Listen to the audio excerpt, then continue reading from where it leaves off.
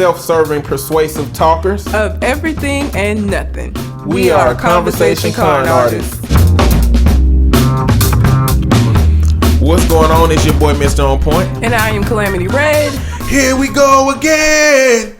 Same old shit, dog. Just another day with Conversation Con Artists. You on your DMX shit this week? Yeah. Okay, yeah, DMX. It just popped up. I don't know what it is. That's how I felt about lamb chops. Now you understand. I see where it can come from, but that song is, not going to infiltrate anybody's psyche and have them in some kind of childhood rut. They may go through a whole DMX whole catalog now because you didn't open up that door. Well, that's going to be a good day. Well, let me tell y'all about the website. I want y'all to go to www.conversationconartists.com to check out the links to all the latest stories that we have, our old podcast episodes that you can play right from the website, as well as on the left. If you scroll over to the little envelope, you hover over it, it's going to bring out a menu and you can send us questions, subscribe to our newsletter, subscribe to our email, whatever. I want y'all to do that when y'all get a chance. You can find me on Twitter at Mr. MISTER_on-point. And I can be found at Red_Calamity. Also, we want to remind you that if you would like a question of yours answered on the show, you can leave it through the website in the way that Mr. On Point just described, or you can send it directly to our Gmail account, which is conversationconartists@gmail.com, or apparently, because we didn't think about this avenue, you can also leave them as a message on the Facebook page, because we actually got one on the Facebook page this week, and we're going to start off with that question. We shall. All right. I met a girl online and I told her that I loved her. I only felt that way from reading her profile.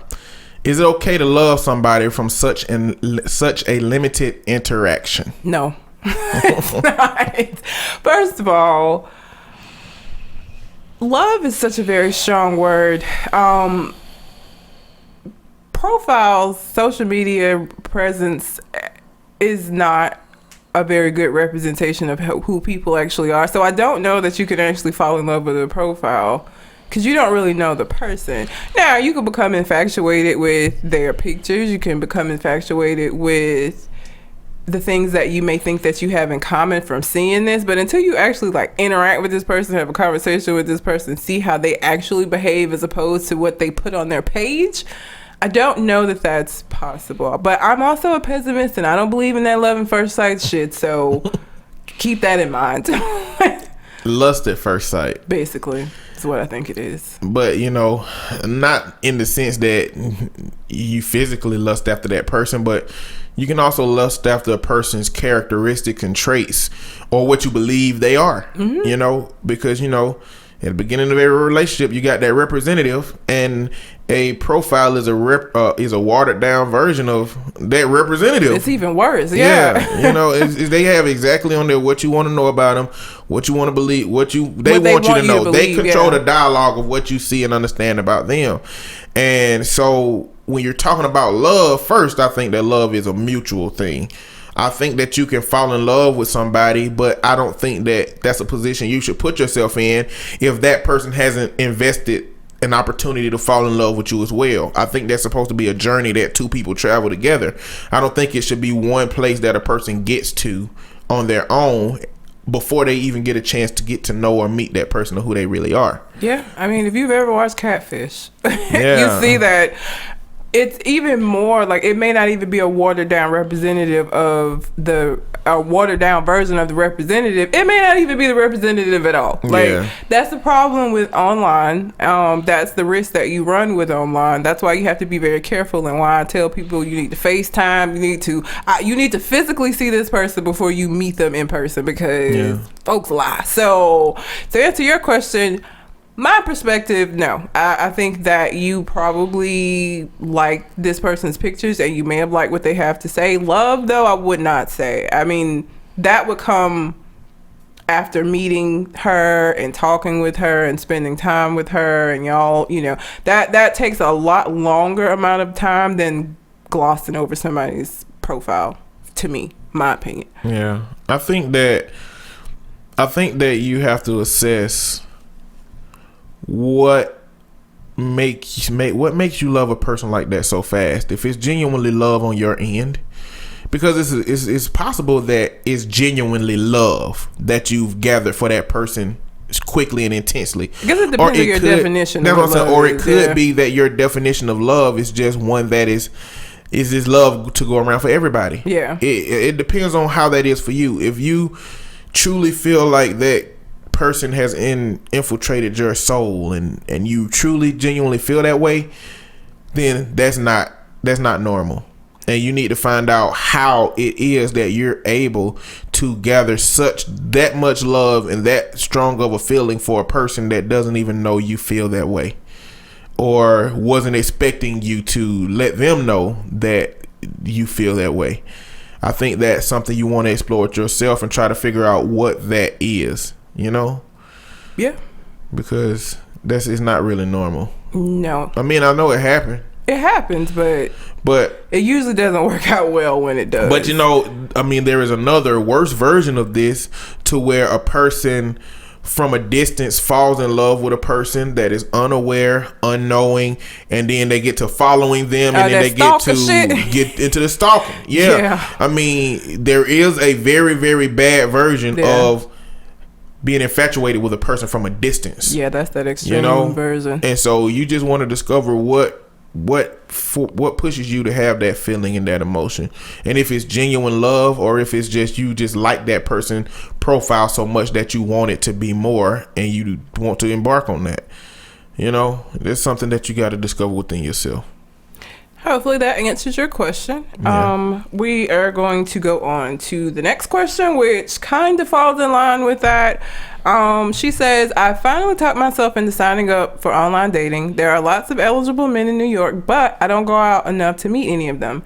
Between my job and my lifestyle, I've decided this is the easiest way to go about meeting men. So now that I've signed up for it, what do I say in my profile? It's not Tinder. Thank God for that. I could go on and on about Tinder. Online dating profiles are good and bad things.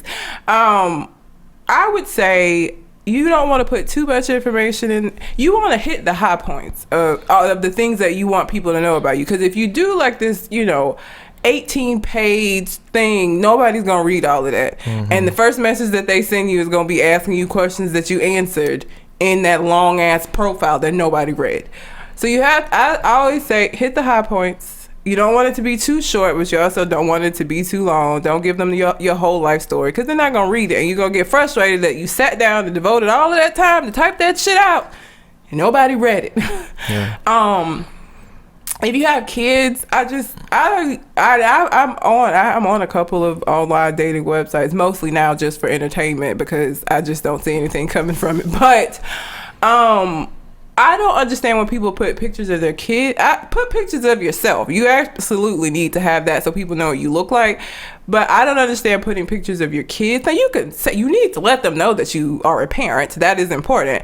But I don't know that the strangers that you never met and know nothing about need to view your kids. Like, I wouldn't do that personally. I think it's a bad idea. Now, you want to mention that you have kids in the profile verbally or written. In written form. It's not verbally, but written form. But you do not need to put a picture up. I just don't. You don't want some strange man that you don't know who may have all kind of fetishes and shit to be having pictures of your kids. Like, you just don't. So, pictures of you, not pictures of your kids. And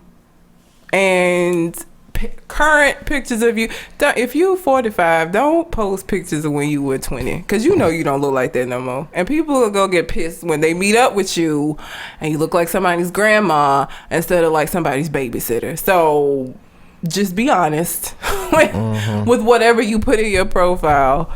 Yeah, those are my tips. Listen, you need to know what you are looking for. Yes. When you go on these dating websites. It's okay if you're just looking for a sexual encounter. That I would suggest getting on Tinder if that is where you want to go. You can. If you're a woman, you're gonna find that on whatever dating site you go to. Tinder's, you can get that from anywhere. Terrible though. Tinder, I feel like, is the worst of that. Like, and Tinder, what makes it so frustrating is that it's supposed to be set up where you can avoid it more, because people can only send you messages if you you both mutually have to click on each other before you can even send messages. So you would think like, okay, I'm vetting these people a little bit more so they can't even contact me. And then you see somebody that you this goes back to that other question. You see somebody that you thought was nice, and then the first message they send you is a penis picture, or like.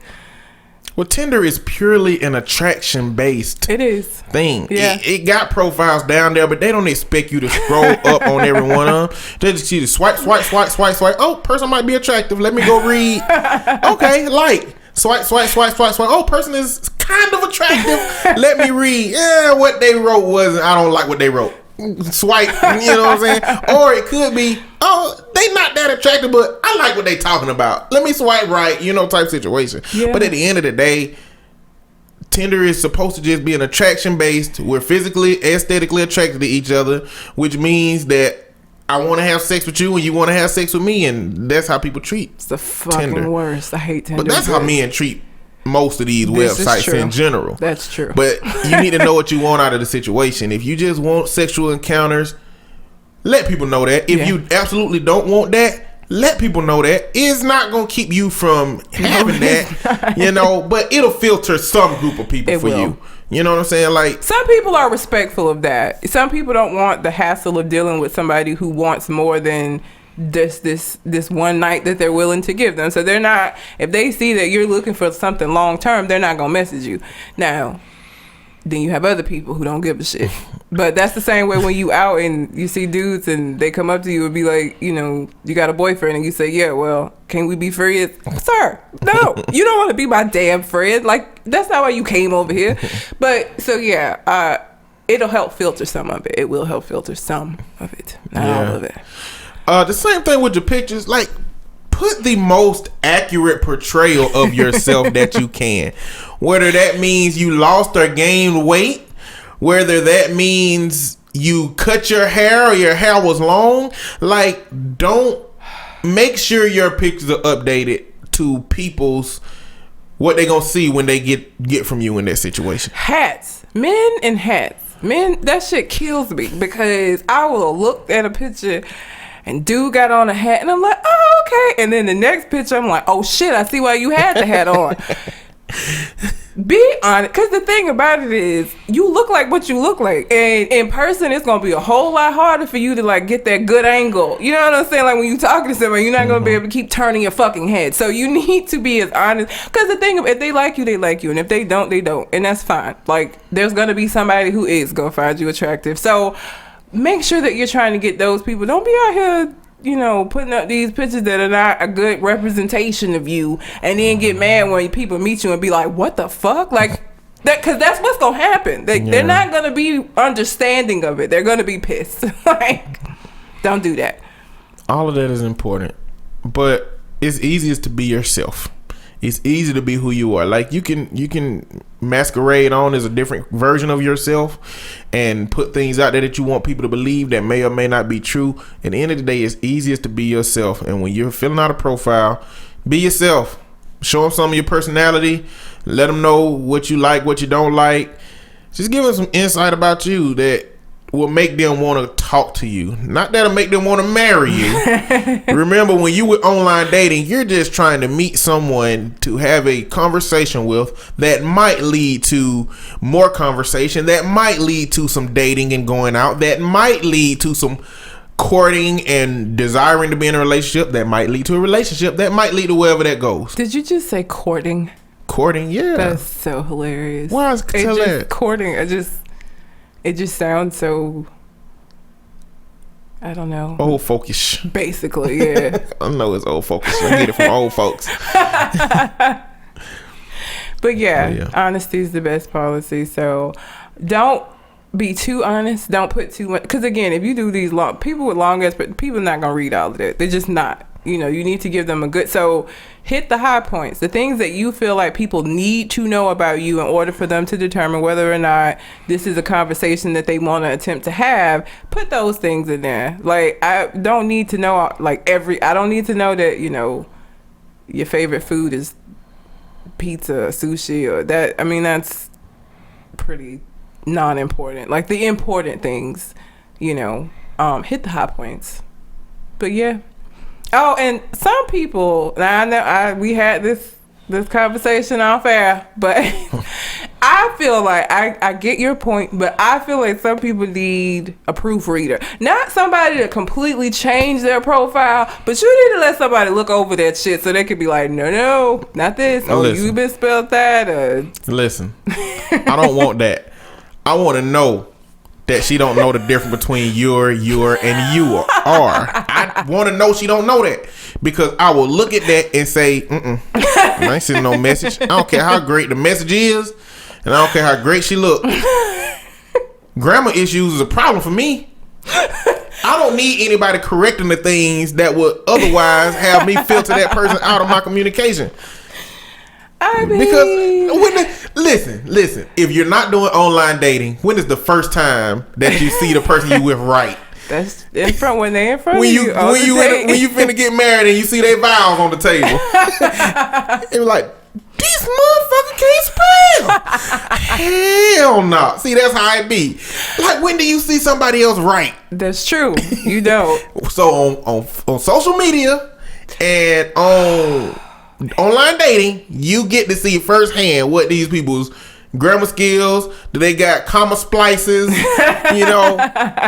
do they use ellipses correctly if they use them, where their capitalization skills at, you know what I'm saying? Like, I understand some of the misspelled words, but I don't forgive it. Grammar Nazi. So yeah, no, I don't want nobody proofreading the people that profiles I read. I wanted to be them, uncensored, unfiltered. I type this. Man, Lord, don't let me find out you type with one finger. Oh, that picking shit. Yeah, if you got to look for every key. What is your memory doing? How come keyboard's been around since you were born? You should know the organization of keyboards at this point. Yeah, you know what I'm saying? You would think. You should have a diagram of a keyboard in front of you, and you should be able to put all the letters where they go. If you can't do that, we got an issue. But you know what? When I'm going to find that out? When it's too late.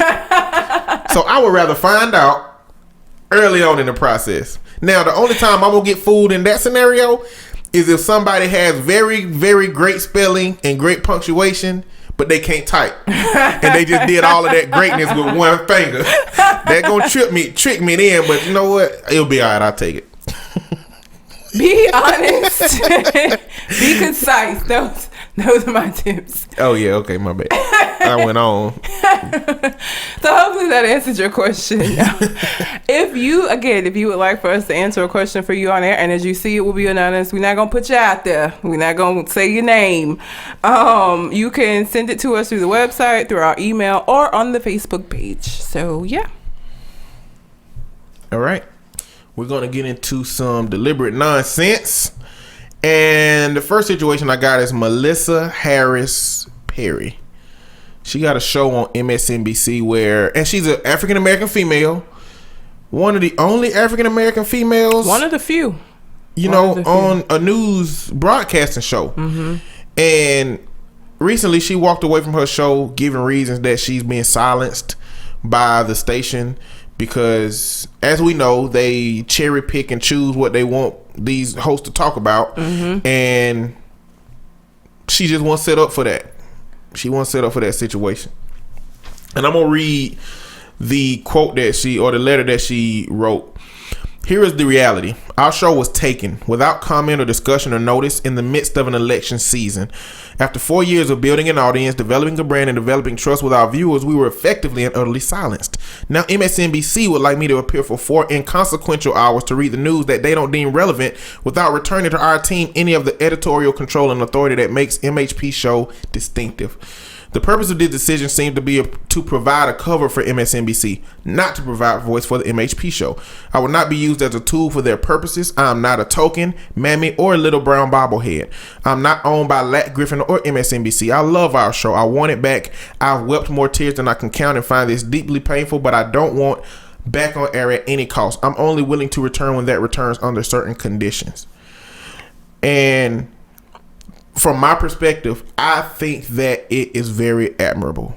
That's amazing. Again, I mean, that goes back to what we said before about people are always like, oh, you should, telling people who have things to lose as somebody who does not, that you should do this thing. Yeah. She's actually doing that. Like, she feels strongly enough about this that she walked away from her show, which is a very, very difficult thing to do. Like that, I can't imagine.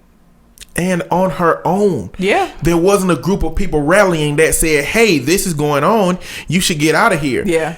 Behind the scenes, this stuff was going on, and she said, I'm out of here because of this. It didn't take any of that. Yeah. And so the strength, because she could have done this she could have still been on this show without the viewers knowing, without anybody knowing what was going on. But her candor put her in a position where she felt like she needed to leave because that situation wasn't representing the voice that she had accumulated for her fans. And I want people listening to understand that is a very difficult thing. Everybody has a price, and everybody has what they will turn down, and everybody has a price that they'll turn down. And I feel like she turned down the price because her career could be elevated significantly if she would just go with the flow, be the puppet on the strings, basically. And she wasn't willing to do that, and she gave up what could potentially be a ravishing career at the cost of your own individuality. And man, that's a hard thing to do. It's amazing that it's very admirable that she was able to do that. Because the thing about it is, again, when people are saying, oh, you should quit this, or you shouldn't do that, or, you don't know what you would do in that. It's very easy for you to tell somebody to quit their damn job. Yeah. But it's not so easy when it's you being asked to do that. So that is amazing that she, on her own, just decided that wasn't where she wanted to be, and that wasn't the way that she wanted her show to be, and she just wasn't going to do it at any cost. That's amazing. And it's two different things.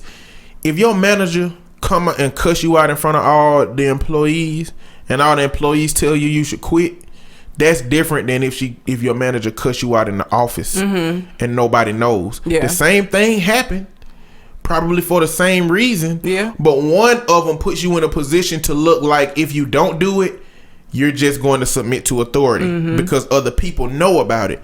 The other one puts you in a position where you can make that decision because of what happened, but when nobody else knows about it, it doesn't take away from that group perception of you.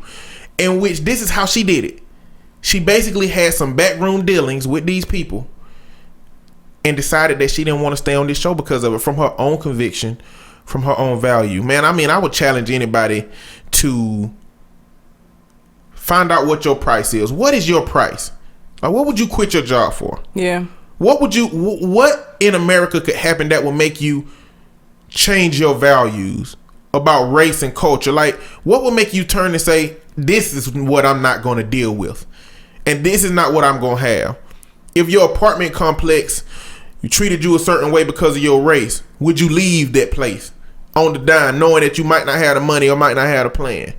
If your job, if your university, your school, like where would you turn around and say, I can't deal with this? And where would you continuously, consistently deal with that thing because of what you're getting out of it? Yeah. You know what I'm saying? I don't know. It's just something to ponder. It is. I don't know. I think a lot of times you don't know until that moment arrives. Because again, you can say, oh, I wouldn't take that. People do that all the time. But it's like, you done took worse than that. I know you have. I was there. So don't tell me. So I think, again, until you're in the situation, it's very difficult to, because it sounds good to say that, oh, I wouldn't take it and I would quit, but it's a lot harder when you think about not having that check coming in and not how are you going to pay these bills and how are you going to live and survive, because that's a large part of that. Well, that's how I am. I got this sensationalized idea of what I will do in a whole bunch of scenarios based on what people have told me happened to them. I'll be like, man, that wouldn't happen to me. This is what I do. I do this, I do that, I do this, I do that. Well, I think I'm under the strict belief now that I don't put myself in positions to have those ultimatums in which I decide which thing I'm going to do. Yeah. I don't put myself in those positions because I'm a very, very conservative thinker and a very conservative decision maker. So I don't really get to those extremes. But I do that. Just like I've said this before, man. They wouldn't do that to me if I was a slave. Yes, they would. Yes, they would whip me and tar and feather me and do everything to me that they was doing to everybody else. I would not be special in that situation. You know what I'm saying? No, you be dead, baby. But that's a very extreme example. Yeah. But in the subtle examples, I don't know what I would do for real. Yeah, it's hard to say. It's a good question, though. I don't know if I would have been able to do that because she could be, MSNBC is huge, so she could be blackballed. Like, this could have a very, very terrible impact on her ability to get work somewhere else. Like, it absolutely could. And I know that she's taken that into consideration, and still she decided that even with that possible consequence, this was still what she wanted to do. And again, I think that's amazing because I don't know if I would have been able to do that. Like, I don't know. If put in a similar situation, what I would choose. Yeah. I don't know. Yeah, it's crazy. Yeah. But let's go to admirable to stupid. Your girl, Raven Symone. This bitch. She said that they were on The View giving ideas and different thoughts about the Republican, just about the whole, the presidential running or whatever it's called. And she said that if a Republican candidate is nominated, she's going to move to Canada. Yes, that is what she said. If a Republican candidate is nominated, then I'm moving to Canada. First of all, who the fuck? I will pack her bags for her. Canada can have her ass, first of all. Secondly, does she realize how fucking politics work? They're absolute. So she might as well go and pack her shit up. Because there's going to absolutely be a Republican nomination. That's how the fuck this works. Like, what are you talking about? Exactly. I want to say, in real life, she meant elected. But I don't think she did. No. Me and you would have said elected. Yes. I think that she should have said elected, but she meant nominated. You know what I'm saying? I think she thinks she said the right thing, but she didn't. And I think she believes that was the right word. She does. Just because it's Raven Symone, like, I don't trust very much that she says after some things that she said. It must be like a fucking amusement park inside of her head. Like, I don't understand how one person between her and Stacey Dash, I just don't understand. I don't get it. I think Raven Symone is a symptom is the wrong word. I think she's a victim of a situation where she's a childhood star, and in this case a black childhood star that was so separated from her culture because she was in that environment, in that world, that she couldn't have learned a lot of stuff in schools that we learn. You know what I'm saying? Like how politics work? Yeah, like, exactly. That's the one. So she didn't learn much in school. I don't know if she was homeschooled or went to a school. And then when she's talking about all that race related stuff, I think she's just disconnected from African American culture because Hollywood is notoriously not very black, and she just couldn't have had that many African American influences outside of the Cosby Show. Well, she didn't need that because according to her, she's from every continent in Africa. So yeah, that goes back to the whole school thing. Do you know what a continent is? Exactly. Again, Raven, if you ever listen to this and you need somebody to help you pack your bags, I am available. I will help you get all of your shit together and head them up and move them out to Canada. And that just means that if Donald Trump gets nominated, wins the presidency, I can't go to Canada because I don't want to be there with her dumb ass. So I'm going to have to pick somewhere else to go because I'm leaving America, but I can't go to Canada if Raven's there. Well, the other co-host, one of them said, "You're not a citizen of Canada. You can't just go there. You need visas." And she was like, "I'll figure it out. I'll figure it out." And she said her whole family too. I'll figure it out. I was like, okay. You need to figure out what the hell you be talking about when you be talking all the time. Those are the people who talk the loudest, the ones who don't know what the fuck they're talking about. I've never understood that. Those are the ones who scream from the mountaintops all of this shit that doesn't make any sense at all. Like, They're always the ones that talk the loudest, the ones who don't know what they're talking about. Or are they the ones we hear? No, I feel like they talk the loudest. I don't know, man, because if 100 people saying the same regular message and somebody say, you know, my tinfoil hat is in my car, we tend to hear the tinfoil hat is in my car situation. You know what I'm saying? I mean, everybody else saying the same thing, but soon as something else pop up, I'll be like, did you just mention tinfoil hat? You know what I'm saying? Like, so I think it's a combination of both, but I think we can't take away the fact that we hear the odd stuff a little bit more potently than we do the normal stuff. And she stays saying shit that just make you question her sanity. Like, you can't be this stupid. Like, you can't be. Like, you just can't be. Like, this has to be a joke. She has to be trolling all of us. Like, I refuse to believe that she's this stupid. Like, but even in the interview with Oprah leaned back in her chair and said, "Oh Lord, child, I know they finna blow this Twitter up." Like, she already knew. Like, how can you not know? You know what I'm saying? Why do you not know? You need to go and have some conversations with Oprah. I feel like Oprah can school you about some of the things that you might say. Even Whoopi Goldberg is a co-host. I think Whoopi Goldberg can school you on what you shouldn't say. But Raven one of them people who feel like she doesn't need that. She don't need to be schooled because she got all the answers. You ain't got the answers, Raven. You ain't got the answers, Raven. That's all I got to say about that. Ridiculous. Stupid. Can't put too much time on Raven Symone. God, no. We're going to have to put less time on this next situation. We got Fairfield University threw what they called a ghetto party. Now, there's a bunch of white kids who threw a ghetto party. Now, let me tell you what some of the attire for this ghetto party consisted of. It consisted of white kids painting teardrops under their eyes, darkening their skin, wearing backwards hats and bandanas, wife beaters, tank tops, and putting like balls up under their shirt to show that they're pregnant. Just extremely stereotypical things that white people will believe that ghetto consists of. And the truth of the matter is, ghetto really just means an environment in which one culture exclusively lives. But in the context of what they were talking about ghetto, I knew that it was referencing the black people and their perceptions of black people. And so the problem with this situation is that none of these kids communicated that they know it's racist.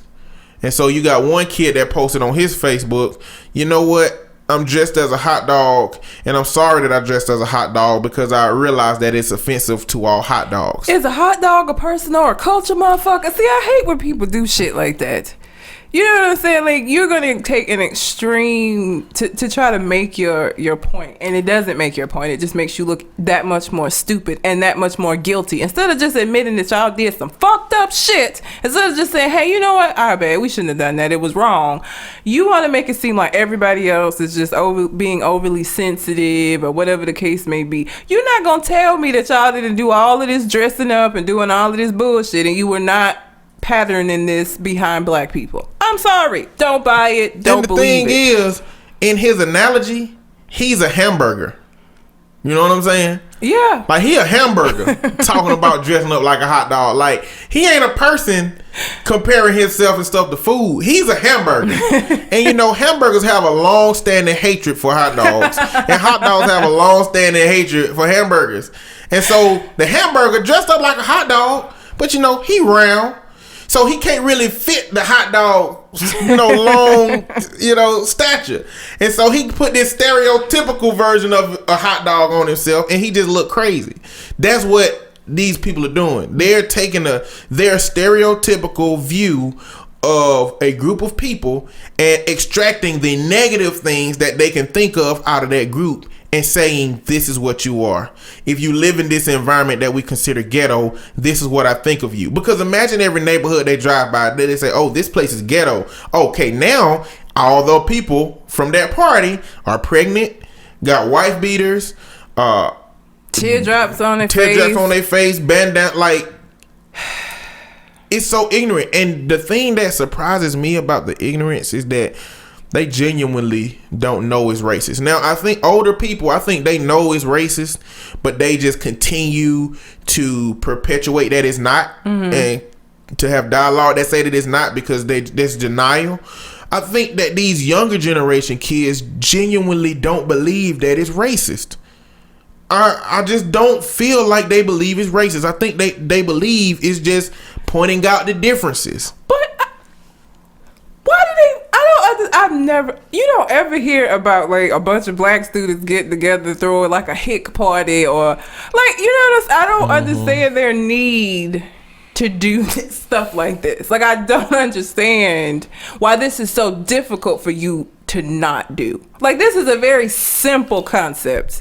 You don't make fun of other people's culture. Like, you just don't do that. That's fairly simple to not do. Of all the parties that you can fucking throw, and there's tons of them, you know what I'm saying? Like, they act like it's such a difficult thing to do, to be culturally aware. Well, you know what? When you put it like that, it make me think of the idea of, if you look at a scale of cultural appropriation, in the middle of that scale is a culture being appropriated by white America, but in a way that involves that culture and allows that culture to make money. On the far extreme of that scale, you got white people that culturally appropriated culture, take it exclusively and make money from it without letting that culture, make anything from it. And then on the other end of that scale, you got this redneck hit cultural appropriation where it's stereotypical, nobody makes money from it, but they just point out what they believe that culture consists of, and they take that. And so if you think about this party at, what is it? Fairfield University, then it's a group of people that's culturally appropriating the negative aspects of a community.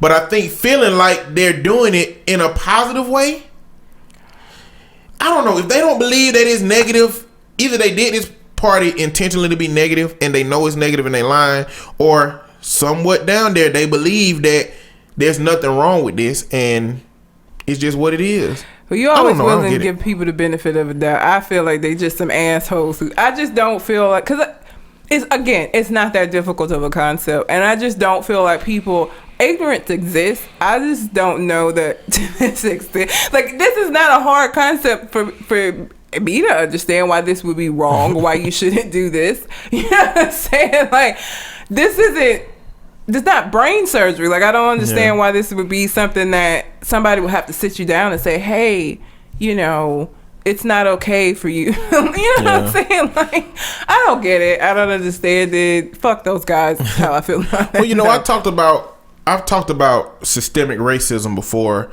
in terms of being able. Systemic racism means that a group creates the system and they have a whole bunch of people that maintain the system for them because of that. And I think it can work in a small micro fashion, like with this group too. If one person at the top say, we need to throw a ghetto party because black people ain't shit, you know what I'm saying? If he tell all his friends, we're throwing a ghetto party, is to pay tribute to black people, is, to identify these. Then they did this shit during Black History Month. I just thought about that and got more mad. Fuck those guys. To show these people that this is what really all the other people up under that person who intentionally meant for it to be malicious are just doing the bidding of another person, and they not gonna say it's racist. They gonna drink that person Kool-Aid. And so I feel like it's possibly following ass motherfuckers. So I think that it's very possible that someone could have started this situation and it just trickled down from that into people that didn't believe it was a problem, didn't believe it racist. And you got people that's going to see that and say, oh shit, no, that's racist. And so I think the people that participated in it are just those people that just don't get it for real. That's because a shame. The video I saw was a girl saying, yeah, when I saw the name of it, I said, oh shit, no, this is racist. This is terrible. We should not do this. Even if it ain't racist, we shouldn't do it. If you don't believe it's racist, you still shouldn't emulate another culture, emphasizing things that are connotatively negative in that scenario. Why? But what? Again, all the parties in the world you could have fucking threw. Why that? So, what? What reasoning could you possibly have? Crazy. Fucking sheep. Ridiculous. Sheep. The last thing I got is Hillary Clinton confrontation. Hillary Clinton was doing a video she wasn't doing a video, but she was just speaking to a group of people in South Carolina about, what politicians speak to people about. And a Black Lives Matter activist came up and had a quote that Hillary Clinton made from 1996 regarding policy that Bill Clinton supported about controlling the crime in America. And it turns out that the results of that is that it increased mass incarceration. And I just wanted to, and so this protester came out and said that they are super predators. They have no empathy. They don't care about the community. Yada yada yada blah blah blah. And this person took a part of that quote and said that are you going to apologize to black people for calling them super predators? And I'm really, really sensitive about racially related issues and how they are interpreted and how they are relayed. And I feel like that particular situation, that activist was not responsible with the message that she's portraying. She wasn't responsible with what she was doing. But the question becomes, and I guess I'm posing this question, I don't know if you have an answer for it, but probably not. When it comes to Republicans versus Democrat traditionally being those who are trying to advocate for black lives, black movements, black everything, not always genuine it's for political points, but whatever, versus the Republican Party that absolutely don't even concern themselves with black issues. Should black people be supporting that Democratic rhetoric in opposition to Republicans? Like, should they be more critical of shit that Donald Trump is saying? Or should we only focus on the Democratic side that caters to black rhetoric because the Republican side ain't gonna say nothing about it no way, and it ain't no point of focusing on that? You know what I'm asking? Yeah. Like, should we be critical within the group that is helping us, or find ways best to let them help the situation? Or should we compare those two? Or should Democrats just be the good guy and Republican be the bad guy? Or should one side of the Democrat be the good guy and one side of the Democrat be the bad guy? Well, I think because you have people that run within the party. Like right now, it's majorly between Bernie and Hillary. Mm-hmm. So I could see being critical from the standpoint of trying to determine between those two, because only one of them is going to get the nomination to run. But I think everything is in life is about balance, and I feel like a lot of the arguments that are made are not balanced. It's all the way at the extreme. Like, she took a part of the quote to prove the point that she was wanting to make. And for people who are not going to go and research and find out what the case was, then it's just going to sound like, oh shit, Hillary's, you know what I'm saying? And a lot of people are not going to do the homework and find out for themselves. Yeah. They're going to take this surface level shit and just make a determination based upon that. So I think you can be critical within the party. But again, everything is about balance. I don't know that it should be to an extreme case, though. Mm-hmm. I don't know. I think the criticality to which they treat this situation is they gonna isolate themselves and stigmatize themselves in case Hillary do get the vote. Mm-hmm.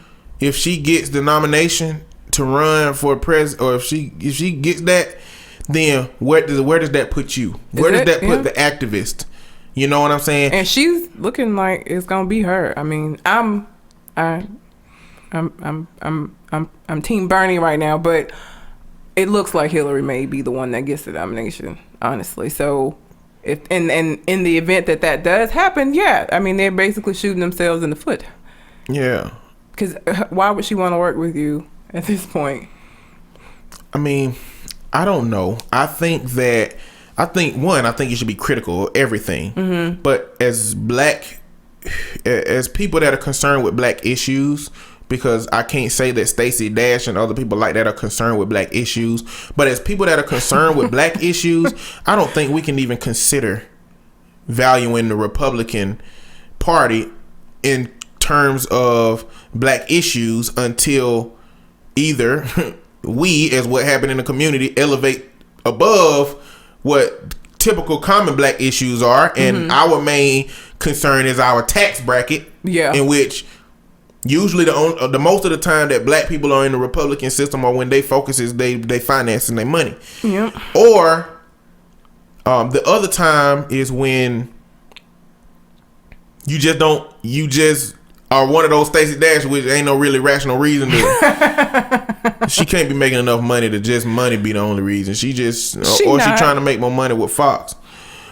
And so, personally, I don't think we need to care about Republic. I don't think we need to compare about that. I think we need to care about the group that values our issues. And when the Republican Party start talking about our issues instead of invalidating our issues, I mean, I don't want to say it'll never be the case. You know what I'm saying? I seriously. Well, I think what Bernie is proposing is a change in what we expect in politics. I think Bernie is proposing a long shot to try to help us realize that the system needs to be different. And I think Hillary Clinton is inching over.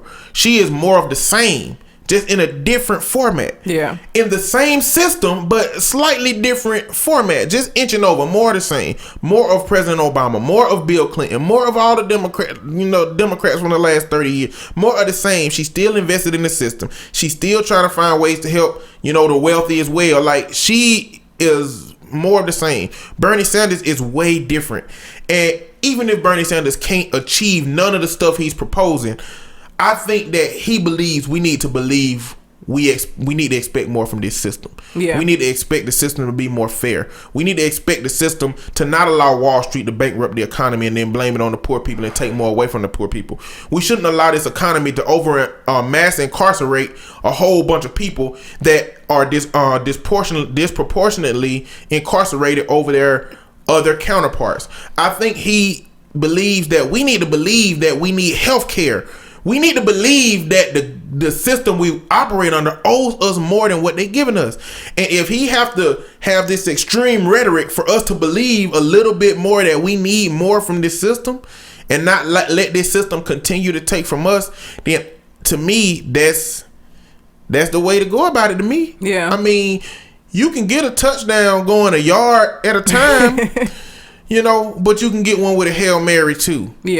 And even if you fall short of that Hail Mary, then you get more yards than that one at a time. And I just think that they rolling too slow. Hillary rolling too slow. She's more the same. The same. And more the same with this obstructionist Congress just means that it's going to be more the same after she done, after her 8 years. President Obama's 4 for sure. 4 for sure. 8 in the long case scenario. But that was President Obama's situation is... He was hopeful. The Audacity of Hope, his book. He was hopeful that we can all work together and get this thing done. But when you have an obstructionist Congress, working together from that side just means we can stunt progress. Because we can use his hope against him to keep things from getting done. And when these 8 years go by, we can just do the same. We can just erase everything he did and make it back the same. So to me, in order to change the system, we need somebody that's saying we need money out of politics. We need somebody saying that we need to invest in children's education. We need somebody that will let us believe and push us to believe that we need more than we currently have. So, Team Bernie.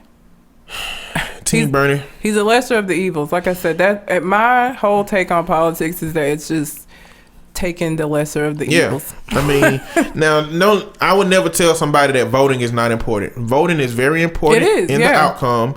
I just believe that all the outcomes are shit. I said it before. I will continue to say it. All the outcomes are ass. And so the key is the lesser of the evils. The person that I would rather see doing speeches. You know what I'm saying? Who do I want to see doing speeches for the next 4 years? Bernie Sanders over Hillary Clinton. Hillary Clinton or Bernie Sanders over any Republican. You know what I'm saying? I already told and y'all not what's gonna because happen. of they Republicans, but because I don't like none of the shit none of them saying. I'm telling y'all, We gonna be doing this show from Amsterdam. Clearly, we know what Donald Trump is. Marco Rubio ain't got the experience or the gall to really go up against them other dudes verbally. And Ted Cruz he's just too far of a Tea Partier to give him any credit for genuine American values. They just all too far out there, man.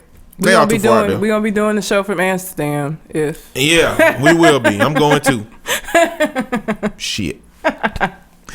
Anyway, that's deliberate nonsense. I mean, I can go more into that, but I'm not. I'm done with politics for today.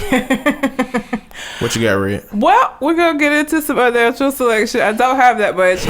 I think I'm gonna end with the rant because I know I feel it in my spirit. I feel like it's in the spirit. I feel like it's gonna come. It's gonna become a rant. So I'm gonna save that one for the end so that I'll be forced to wrap it up because I'll go on forever. So, Bow Wow and Keisha Cole are an item apparently now. Oh Lord, two people I care about less than anything that I can think about caring about in this moment. Bow Wow recently was engaged to Erica Mena, and you probably don't know who she is if you don't watch Love and Hip Hop, and I would not suggest anybody do that. And some shit, they were never a good couple, and they were together a very short amount of time before they were like, oh, we're getting married, by the way, and now they're not together anymore. Keisha Cole, has she officially divorced her husband, or are they still just separated? I don't know nothing about none of that. Keisha Cole's husband was Boobie Gibson. Is that his last name? Shit, I don't know. I know that his nickname is Boobie, and he played for an NBA team. Mm-hmm. I don't know that he even still does that, because he was trying to become a rapper last time I heard. He was out here fucking bitches, and she found out and they broke up. And then that's the best case scenario of Keisha Cole finding out that you broke up with somebody. Because I just had this perception that she is a stabber. Well, and stabber and twister. That leads us into her next relationship after Boobie. She was connected to Birdman of all people. And he apparently had somebody at his house that wasn't supposed to be there, and Keisha went over there to whoop her ass. Lord. So both of these people are people who make shit decisions when it comes to relationship, and now the two of them are together in one, which is scary. What is Bow Wow even doing now? Didn't he host some show here recently? I feel like people were making fun of him for fucking something up. What award shows have happened here, like musical? Grammys. Is it the Grammy? I don't watch the award shows. I don't watch none of that stuff. I don't know. He hosts things, and I don't really know what else. He was on a new version of, was it CSI Cyber? I don't even know that shit made it past the season though, because I ain't heard nobody talking about that shit. So, because I was very surprised when I saw it, the commercials for it, and I saw him on it. I was like, that's a weird ass fucking selection. Bow Wow, okay.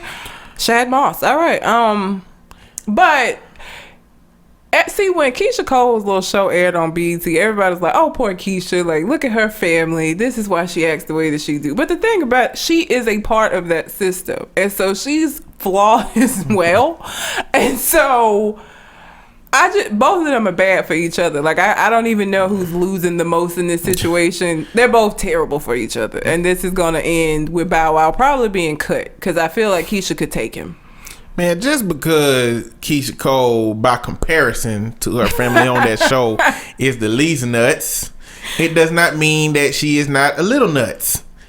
You know what I'm saying? Like, in comparison on the show, all that editing you can see. If you look at the news stories and the stuff she done, she just one of them. Basically. She a Cole, whatever their last name is. Basically, essentially. And Bow Wow, man, I saw a video of Bow Wow, and he had on a hoodie, and he was walking, and he was recording and saying, they don't even know it's me. It was just people walking by. It's like, nigga, they wouldn't know it's you if you had that hoodie off. Who the fuck cares? That's what I'm saying. Like, don't nobody give a damn about you, Bow Wow. What have you done impressive? The only thing you did impressive was rap when you were 12 years old, because when no kids doing that at the time. Yep. And Jermaine Dupri had you out there. Yep. And I was like, wow, that little kid had a flow. The first and last flow that I ever considered him having.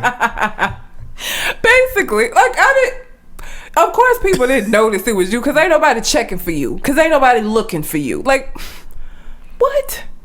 Bow Wow has a grandiose sense of self that he does not fucking need to have.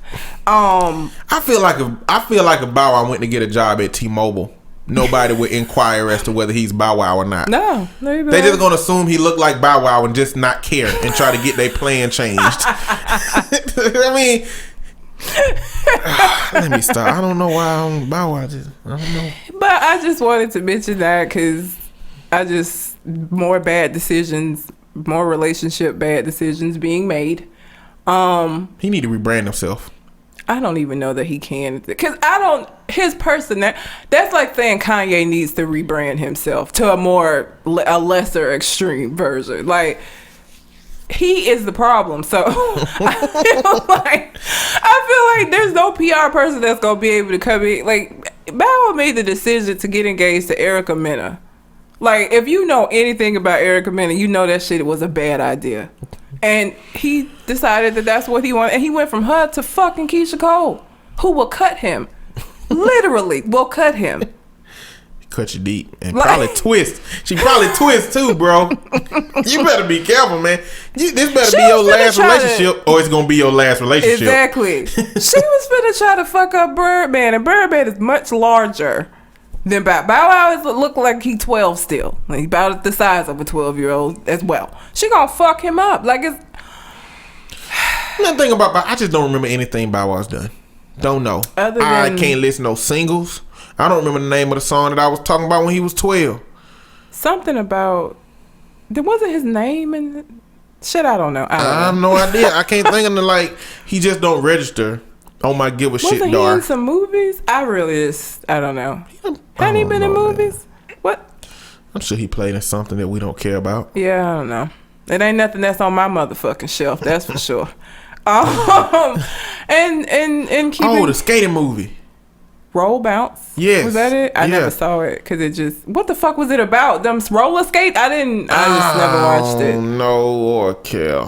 Did you watch it? No. I never watched it. Absolutely it not. Just looked... I didn't care. It didn't grab me. Absolutely not. No, I just never watched it. But yeah, he was in that. He was in some... He was in one of Tyler Perry movies recently. Byron! Oh, yeah. Yeah. Yeah. Whatever movie that was. I don't really do the Tyler Perry. They all just become one big movie at a certain point. Remember. Like, all the Tyler Perry movies can be happening somewhere at the same time somewhere. They all just one big movie. Basically. I don't know which is which. I mean, some dark-skinned man treats his woman terribly, and a light-skinned man comes along and treats her great. Then the dark-skinned man realizes what he did, but it's too late because she's now in love with the light-skinned man. That could summarize most of the movies. Like, I don't know why he got something against dark-skinned men, but he hates y'all. Like, he really don't care for y'all. They just might not be his preference. Maybe not. I ain't even finna get into that and the baby and all of that shit. Moving on to more relationship shit. So it was a rumor that Meek Mills and Nicki Minaj broke up, and she said it wasn't true. But a reason I want to talk about this is because of the reason that people were saying that they broke up. So apparently Meek is on 90 days house arrest for violating his probation and some drug charges and some shit. And he wanted Nicki to kind of stay around Philly because his fucking ass can't leave. And she was not here for it. And so apparently they had some fight, and the rumor was that they broke up. I'm waiting. I still feel like Nicki is staying with him despite y'all, because everybody keeps saying she's gonna break up and she just being contrary. And so she like, I'm gonna show y'all. Like, I don't even know that because he just seems like I would never have put them together in the first place. He yells too much. He seems extremely immature and annoying. And I just feel like she's staying despite y'all. And every time y'all put these rumors out, she's more determined that she just going in. So y'all are helping Meek. I mean, was it 50 Cent? When he got into it with 50 Cent, he was like, you need to go ahead and get her pregnant because that's the only way you're going to be able to. He might need to take that advice. Because I feel like it's coming. I feel like once people don't give a fuck no more and they stop with this room, she going to break up with him. I think that's going to happen. But I really feel like right now, she doing it to be contrary, and she just spiting y'all because y'all keep saying she going to do it and she just not going to do it. Like how... She's like Kingston. She was a Chinese dictator apparently in a former life. I feel like she's just doing it despite everybody. Listen, Meek. You need to trap Nikki, okay? The bottom line, look, you need to get the condoms. You need to poke some holes in the top of it, and that's just how it need to be going on from here on out. You know what I'm saying? If she's not on birth control, you need to go ahead. You know what, you gonna find out one or two things. You either gonna win and get her pregnant, or you gonna find out that she already got some countermeasures in effect because she ain't trying to have that happen. Well, or even if she does, I mean, that's that mentality that women have where it's like, I'm gonna get pregnant by him, so he has to stay with me. I feel like she still just take the kid and leave. It'll be the same situation like these women find themselves in when they try to do that shit to keep a man. He's not gonna stay with you, and he don't want to be with you. He not gonna be with you. You just gonna be by yourself with a baby now. Then you need to propose. And if she say no, you know where y'all stand in this relationship. If she say yes, then if she be successful for the rest of her life, then you'll be getting spousal support if she leave you. And child support if you keep the kid. Nikki, don't let him keep the kid. Take the kid from him. Let him go himself. Shit. But you gotta pay him. You gotta have to pay him some spousal support. You make too much money. He don't make enough. Oh, poor Meek. Poor Meek. He's the butt of jokes. So, and you know what? It's like he in the news for that, and Drake is in the news because him and Rihanna released that work video, and people are going crazy. Because have you seen it? It's like a double. It's 2 videos. The shit is like 8 minutes long. It's 4 minutes of one video in one location, and then 4 minutes of another video in a separate location. They just basically play the song twice. And I personally don't like this song enough to want to listen to that shit twice in a row personally, because I don't understand what she's saying. I get that she's speaking patois. I know that. But I don't know what the fuck she's saying. I don't know what she could be saying. She gonna come to my house and murder me for all I fucking. Other than work. I have no idea what she's saying in that song. No clue. No. But Drake winning because people love the video, and he doing his little dance thing in there, and got Rihanna grinding on him in a dance hall. So he winning this week, and then Meek, this what you got going on. It all started with that damn beef that you started with him. Like, it's just been downhill for him. Like, then his legal problem started. It was just not a good idea. I wonder if somebody came up to him mysteriously and offered him an opportunity to go back to that moment when he made that tweet, and he cannot do it, would he still do it? Given how immature he is, probably so. I don't take it back. I feel like he would still do it again. Because he's stupid. Meek Mills. If somebody mysteriously comes up to you and gives you an opportunity to go back in time and change that tweet, do not make your fucking Twitter fingers, trigger fingers, Twitter fingers. Don't do that. Don't. Change that shit. It's been downhill ever since. Okay, I'm sorry. I'm done. All right. And now for the thing that's going to cause me to probably get into a rant. Okay, so Tyrese and Rev Run have a show called It's Not You, It's Men, I think, or some bullshit like that. I don't know. And they had Amber Rose on the show, and they were talking, and Amber Rose was talking about just how people treat her, how men act when she's out. And basically Tyrese and Rev Run were like, you need to dress more conservatively, because the way that you dress is part of the reason why men react the way that they do. And Amber was basically like, it don't matter what I have on. You should behave yourself because that's what the fuck you should do. And not because, I'm dressed like a nun and therefore you can now control yourself. And so many problems with that. First of all, Tyrese, the fact that he has a show where he's giving off advice, if you have ever followed Tyrese on Twitter, you know he's a fucking idiot. And I'm so sad. I'm sad about that because I used to love Tyrese. I used to think he was handsome. I still think he's handsome, but now he's less so because I know he's an idiot. And he said some of the dumbest shit known to man. Like, seriously, if you need a laugh, just go to his Twitter and read the shit. Like, it's insane. So I just don't understand why he's in a position to be telling anybody what the fuck they need to do with their life. But here's the issue. And I had a friend that said to me, oh, I don't get why women get upset when men tell them that they need to dress appropriately. Well, I'm going to explain that for you who may not understand why. And the example that I gave to him is, if you as a black man lived in a predominantly white neighborhood and you decided that you were going to go for a run with a hoodie on, and the police were called because you look like a suspicious motherfucker to these white people in your neighborhood, and you recount this story of police harassment to somebody else, and they told you, well, you shouldn't have had that hoodie on. You know hoodies make white people uncomfortable. Why would you be running around in that neighborhood with that hoodie on, looking guilty? Like, you shouldn't have had that. You're going to be mad as fuck. You're going to be like, I should be able to wear what I want to wear. They should not be assuming because I'm black and in a hoodie that I'm some kind of a threat. That is exactly the same way women feel. I should be able to wear what the fuck I want to without you feeling the need or feeling the right to put your hands on me. Like, the problem that I have with that is you're essentially blaming the victims in this situation. That's like saying if a woman is out with, dressed provocatively and she gets raped during the night, well, she should have had on some different clothes. That takes the responsibility off the motherfucker that raped her. Like, I don't understand how this is a difficult concept. And another thing, he was like, well, you don't dress provocatively, so why do you even care about this subject? And again, that is what is wrong with America. It's, if it don't affect me, if it don't impact me, I don't give a shit about it. It's the same argument that we make about white people not understanding why we need Black Lives Matter, because they don't have to go through these things, and so they don't understand, and so they don't care as much about it. I'm not gonna only care about injustices that directly impact me. If shit is wrong, shit is wrong. No, I don't dress provocatively.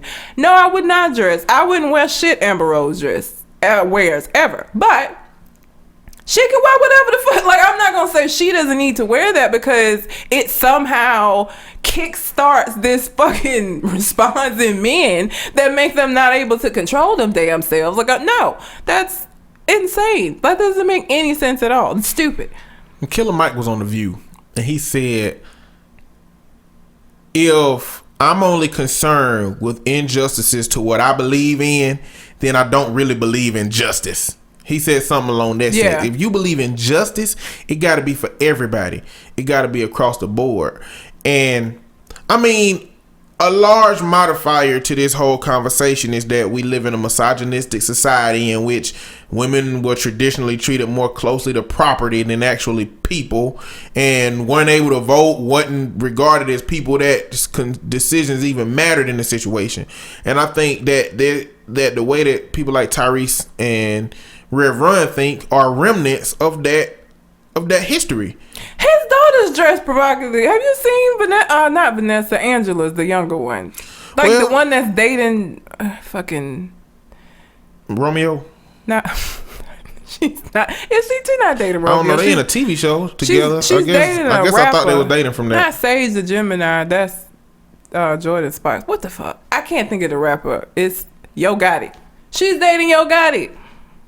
Seriously? Yes. Are you okay, fuck it. I'm not gonna get into that. Pretend like I ain't hear it. Yeah. But yeah, I mean, his daughters don't dress conservatively. Fucking matter. But what he's saying, if he applies how he feels to that, all he's saying to his daughters is, you should be aware that dudes are going to feel this sense of entitlement to you because of this. I don't think he's going to change the way that he thinks, but just because his daughter's like that, he's just going to continue to condone and protect the men that behave that way towards his daughters. Because I mean, he'll be protective of them because of his daughters, but he can't isolate that generalized message because they his daughters. It's ridiculous. It got to apply because they dress like that.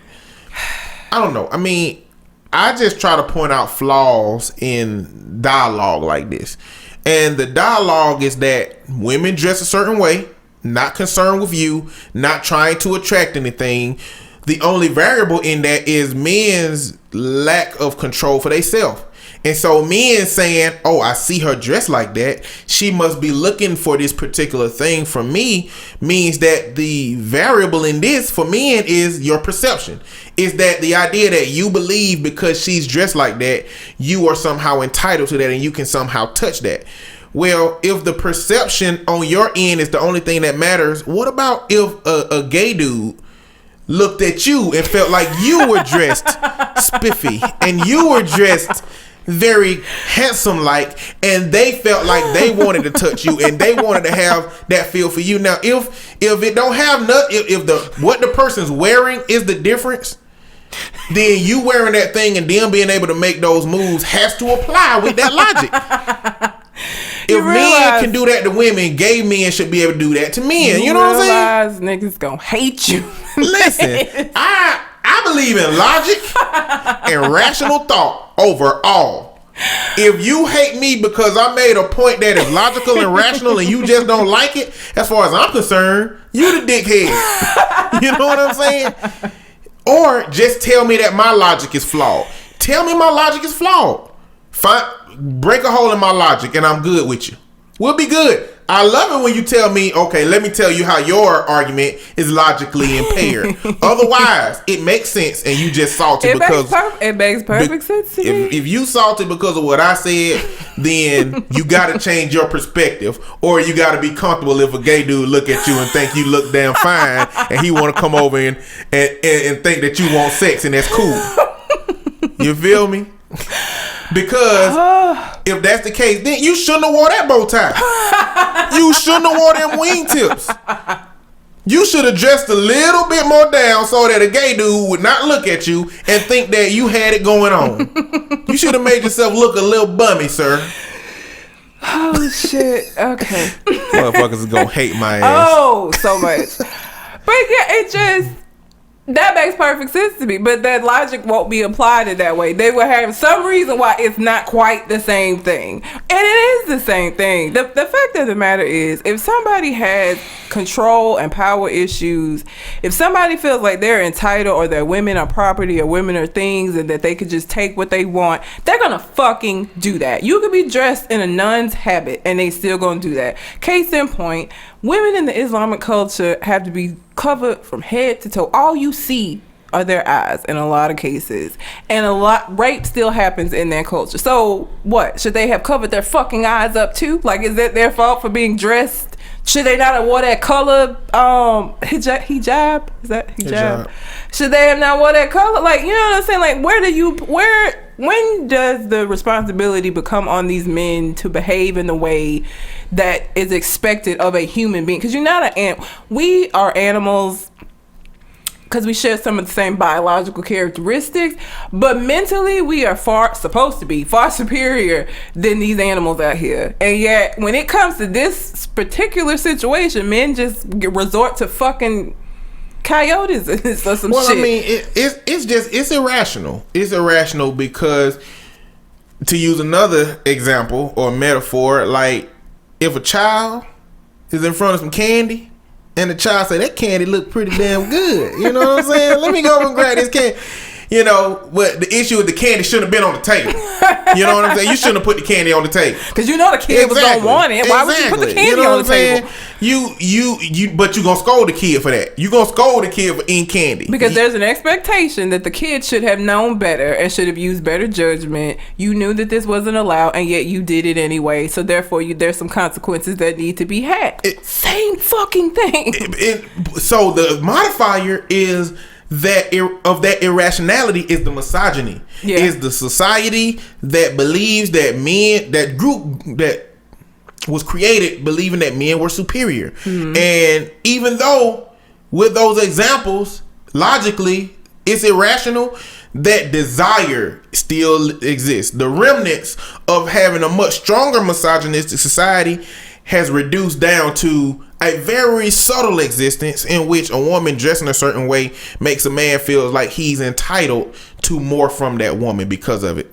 You know what I'm saying? Moral of the story is keep your fucking hands to yourself. Unless somebody, like, the thing, if I don't give a shit if I got on a bra and panties. If I say no at any point, that's what the fuck it is. Like, to act like you're just this uncontrollable fucking like entity that can't stop yourself, it's bullshit. See, now I'm gonna put this out there for y'all to challenge again. If you in the club, dressed up pretty, pretty spiffy, and a gay dude come up to you and whisper in your ear, them pants is fitting just right, and you turn around and punch him in the face, a woman should be able to turn around and punch your ass in the face. All I'm saying is you need to be consistent across your behaviors and your thoughts. You know what I'm saying? We're going to get so many comments on this episode. I just, again, and the fact that this conversation even has to be had, the fact that I have to even explain why it makes you an asshole to say that to a woman, it just saddens me. Because I feel that, again, just like I feel like them kids should have fucking knew that a ghetto party was a bad idea, I feel like you should know why you shouldn't be telling a grown woman how the fuck she should or shouldn't dress to make you more comfortable. Because again, whenever any of these celebrities, the one from Wu-Tang, what's his name? The RZA. Anytime anybody says that black people should start dressing differently or be more conscious of how they dress, folks get all up in arms and say, oh, we shouldn't have to cater. Oh, we shouldn't have to make white people comfortable. Oh, we should just be treated right because we're human beings. That should be enough of a reason. Same fucking thing goes with this. I should not have to dress in a certain manner in order for you to keep your fucking hands to yourself. It shouldn't matter. If I do not invite you to touch me, then don't touch me. Like, that's just how that goes. I don't give a fuck what I have on. Doesn't matter. Yeah. Well, I'm going to say something on a somewhat unrelated but similar note just to clarify what I'm talking about. I made a comment about Killer Mike mentioning justice. If you don't believe in justice for everybody, then you can't believe in justice for anybody type situation. It shouldn't be a, choose your justice type situation.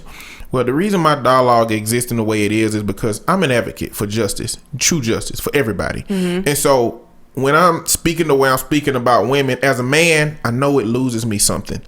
As a man, I know it takes away opportunities. As a man, I know that it loses me that power. Just like if I expect a white person to be an ally for African Americans, they're going to lose something in that because it's active. Because when people see that, it's going to take something away. So as a man, as an ally to any group, any cause, the most difficult part is you have to be willing to be a nameless, voiceless shadow behind that group that is trying to achieve something. And it's going to lose you something. And they're going to talk to you crazy and rough. And you're not going to get the recognition for being that ally that you believe you're being and that you can be.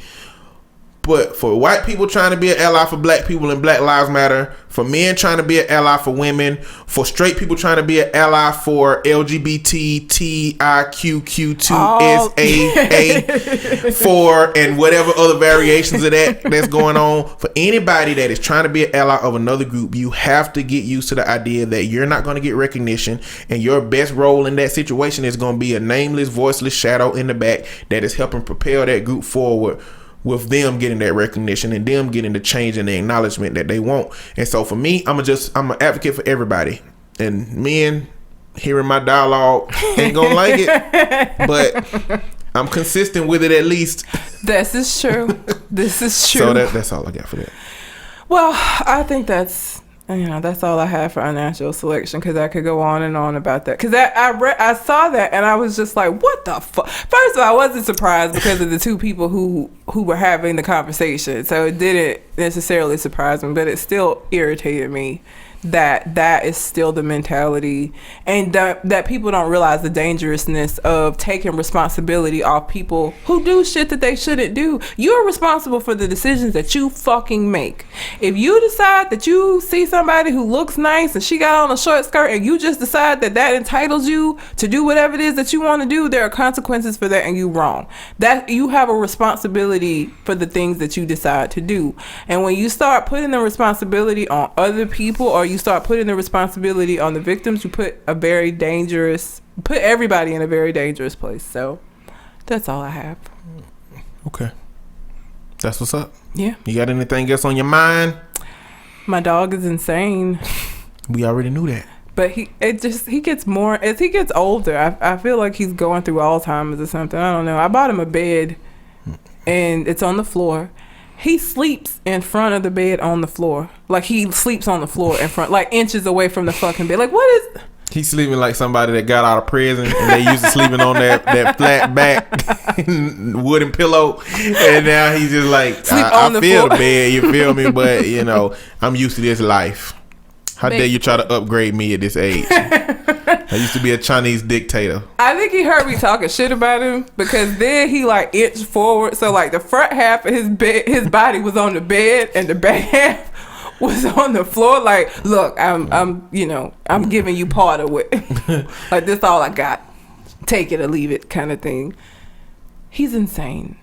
I guess you get to continue to see his insanity as he ages out. Basically, he is 8 years old. Can't get better from here. Nah, it's just gonna get worse. It's just gonna get worse. Like, he's just a crotchety ass old little man. And I wonder if animals get like schizophrenia and stuff.